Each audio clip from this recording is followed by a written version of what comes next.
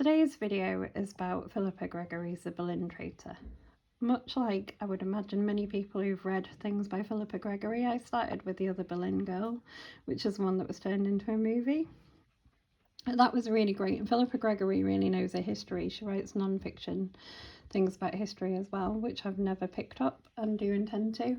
I did read some of her other series. She did a really good YA one, but I haven't read her for a really long time. But I've had a couple of weeks recently of having a bit of a Tudor themed reading, so I finally finished The Mirror and the Light trilogy, the Wolf Hall trilogy by Hilary Mantel, with The Mirror and the Light being the last one.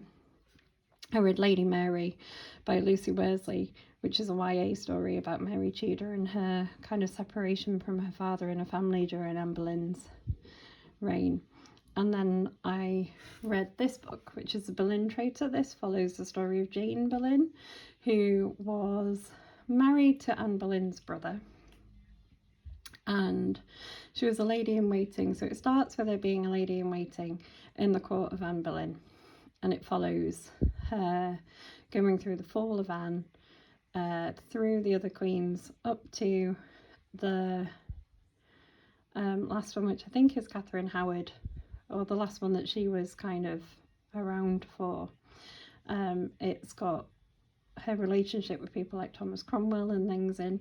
Now obviously this is a fictionalised version of history, and it has a bit of a point in the retelling about kind of the tyranny of Henry and about the way women are kind of treated in the court and what they have to do to sort of reach a level of power.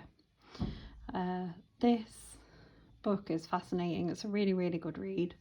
And I think Philippa Gregory tells it well. And I think there's an interesting thing about historical fiction that can kind of shine a light on issues that are still relevant today without being overly preachy about it.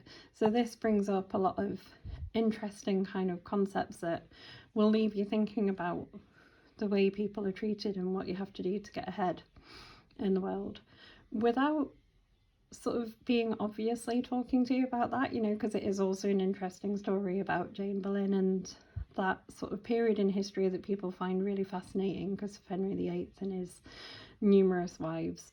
But yeah, I would heartily recommend The Boleyn Traitor. It's an excellent read.